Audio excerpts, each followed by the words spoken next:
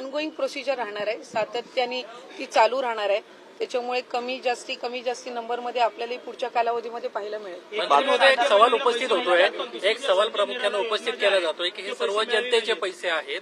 एक सवाल उपस्थित विरोधकांकडून केला जातोय की हे सर्व जनतेचे पैसे आहेत, वेगवेगळ्या योजनांमधले पैसे जर माघारी घेतले जातात तर लाडक्या बहीण योजनेमधले पैसे तुम्ही वापस का घेत नाहीये? पण असं कोणी म्हटलं की वापस घेत नाहीये? मी आताही याआधी माहिती दिली की सरकारी चलनच्या माध्यमातून आपण राज्य शासनाची जी तिजोरी असते ट्रेजर, त्याच्यासाठी आम्ही अर्थ नियोजन विभागासोबतही त्या संदर्भातला आमचा संपर्क चालू आहे। ते एक स्वतंत्र हेड म्हणजे रिफंड हेड जो असतो तो त्याच्यासाठी ते आम्हाला त्या ठिकाणी तयार करून देतील आणि त्या माध्यमातून हे राज्याच्या तिजोरीमध्ये येणार आणि ते वेगवेगळ्या योजना असेल किंवा इन्फ्रास्ट्रक्चर असेल किंवा इतर ह्याच्यासाठी जसं रुटीन शासनाचं रिफंडचं फंड वापरला जातो इतर योजनांसाठी किंवा शासकीय जी काही आपली लोकउपयोगी लोककल्याणकारीच्या योजना असतात तर त्यामध्ये तो वापरला जाईल। याचा मुद्दा असा आहे प्रामुख्याने तुम्ही असं म्हणताय की ज्यांचे अर्ज माघारी आलेले आहेत ते पैसे माघारी येत आहेत, परंतु ज्यांना चुकीच्या पद्धतीनेच अर्ज भरलेले आहेत जे अजूनही बोलायला तयार नाही। मी याआधी त्या संदर्भातली माहिती दिली की आमची जी क्रॉस व्हेरिफिकेशनची प्रोसिजर आहे परिवहन विभागासोबत चालू आहे।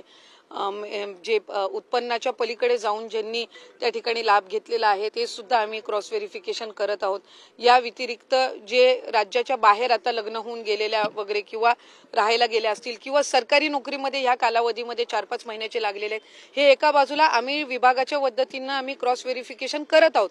पण हे जे आपण 4-4.5 हजार म्हणतोय हे स्वतःहून पुढे आलेले आहेत। या व्यतिरिक्त क्रॉस व्हेरिफिकेशन मध्ये येणार आहेत ते वेगळेच आहेत।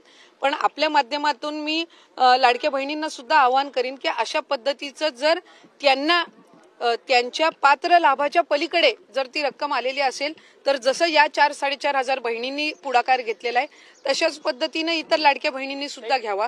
त्याच्यामुळे ह्या दोन स्वतंत्र प्रोसिजर आहेत। एक आहे की ज्या 4-4.5 बहिणींनी स्वतःहून त्यांना जाणवल्यानंतर त्यांनी परत करण्याची प्रोसिजर ऍप्लिकेशन केलेलं आहे आणि विभागाच्या माध्यमातून जे स्वतंत्र चालू आहे ते आहेच। म्हणून मी आपल्याला सुरुवातीला माहिती देत असताना म्हटलं की हा आकडा दोन्ही जर आपण कंबाईन केले तर पुढे मागे होण्याची कमी जास्त होण्याची शक्यता आहे।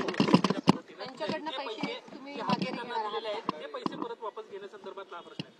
पैसे परत घेतले जाणार का ज्यांनी चुकीच्या पद्धतीने त्यांचे पैसे जे आधी त्यांना नियमबाह्य फॉर्म भरून ज्यांनी मी आपल्याला त्या संदर्भामध्ये सुद्धा माहिती दिली की आम्ही क्रॉस व्हेरिफिकेशन मध्ये अशा पद्धतीनं आढळल्यास त्यांना त्या संदर्भातली माहिती देऊन आता जसं 4-4.5 हजार बहिणी पुढे आलेल्या आहेत आणि त्या स्वतःहून शासनाला ते रिटर्न करत आहेत, तशाच पद्धतीनं ज्यांनी चुकीच्या पद्धतीनं घेतलेले आहेत त्यांना त्या संदर्भामध्ये एकदा तो डेटा आम्हाला जसा मिळत जाईल त्यांना त्या संदर्भातली माहिती दिली जाईल आणि राज्य शासनाच्या तिजोरीमध्ये तो त्या पद्धतीनं जमा केला जाईल। 2.5 कोटी लाभार्थ्यांची महिलांची तुम्ही काही पावलं उचलणार आहात का?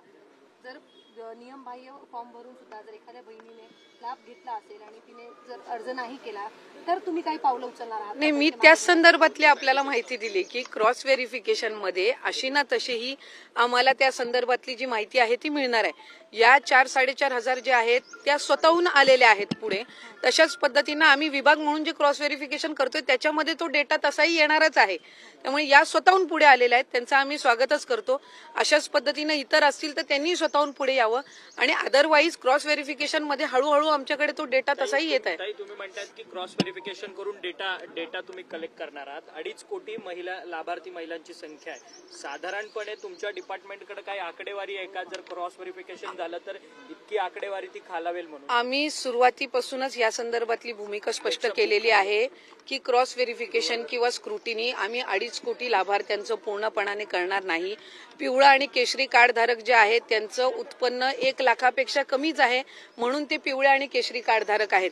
त्याच्यामुळे ती जी संख्या आहे ही साधारणपणे 1.5 कोटीपेक्षा सुमारे त्याच्यापेक्षा अधिक जात असते। त्याच्यामुळे तिथं स्क्रुटिनी किंवा क्रॉस व्हेरिफिकेशन करण्याचा काही विषय येत नाही, कारण त्यांचे उत्पन्न हे त्यांना जे कार्ड मिळालेलं आहे जे पूर्वीपासून अन्न व नागरी पुरवठाच्या माध्यमातून किंवा इतर योजनांचा ते लाभ घेत आहेत त्याच्यामध्ये ते क्लिअर आहे। दुसरी महत्वाची बाब नमो शेतकरी योजना आहे ज्याच्यामध्ये 1000 रुपयाचा लाभ काही महिलांना मिळत असतो। तर आपण पाहिलं मंत्री अदिती तटकरे यांनी महत्त्वाची माहिती दिली आहे। महिला आणि बालकल्याण मंत्री अदिती तटकरे यांनी लाडकी बहीण योजनेसंदर्भात माहिती दिली आहे। दिलेले पैसे जबरदस्तीने परत घेतले जाणार नाही, मात्र ज्या 4-4.5 हजार